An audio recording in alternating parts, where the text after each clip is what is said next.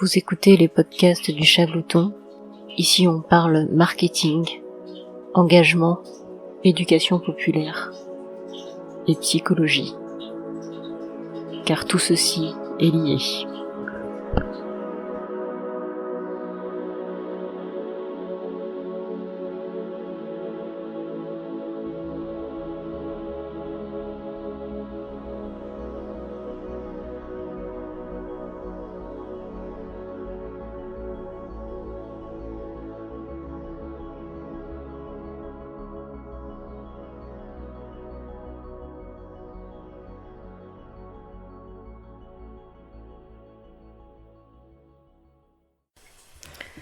Aujourd'hui, on est dans un focus marketing et on va parler des sites de e-commerce.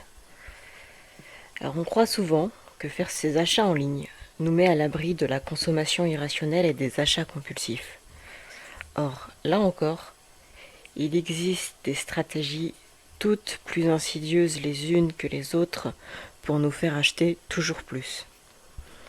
Comme pour la grande distribution, les sites de e-commerce utilisent le merchandising, ou plutôt le e-merchandising. Dans les magasins, on joue sur l'éclairage, sur la disposition, sur l'emplacement, mais sur Internet, on joue sur la colorimétrie. On calcule précisément le contraste et la luminosité nécessaires pour nous conserver en état d'hypnose le plus longtemps possible. On dispose les articles de manière à ce qu'on navigue le plus longtemps possible sur le site. On nous en suggère d'autres en partant des articles qu'on a observés et le panier virtuel se remplit tout seul sans même qu'on ne s'en rende compte. Encore faut-il capter le visiteur. Pour cela, on utilise les canaux des réseaux sociaux à partir de contenus organiques qui nous attirent naturellement ou alors à partir de publications sponsorisées. C'est d'ailleurs à ça que servent la collecte des données sur les réseaux sociaux, à travers les fameux cookies. Donc les cookies collectent nos préférences, les pages qu'on a visitées, et c'est à partir de ces cookies en fait que le site peut nous faire des suggestions pour nous inciter à consommer plus. Mais ce n'est pas suffisant, parce que c'est pas assez subtil. La publicité sur les réseaux sociaux fatigue, on est nombreux à les signaler.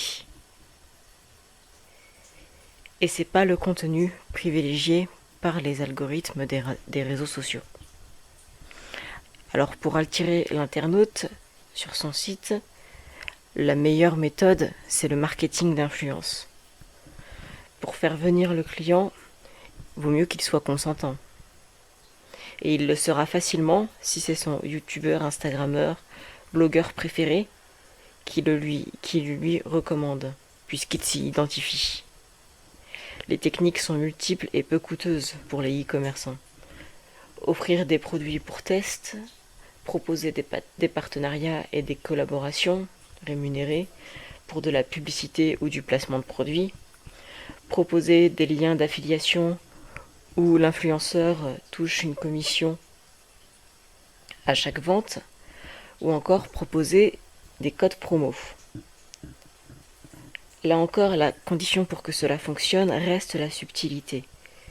Mais c'est extrêmement rentable comme procédé, parce que ça coûtera toujours moins cher qu'une campagne publicitaire classique. Finalement, nous ne sommes pas plus à l'abri derrière nos écrans et nos bureaux, sur nos canapés, parce qu'on vient nous chercher jusqu'ici. Il paraît nécessaire de contrôler ce qui apparaît dans nos fils d'actualité et de veiller qu'une bonne part du contenu consommé soit en adéquation avec nos valeurs, afin de ne pas consommer en dehors de ses besoins. En effet, le e-commerce rend aussi la consommation plus accessible et accroît notre liberté de choix. Il serait dommage de se priver de telles avancées.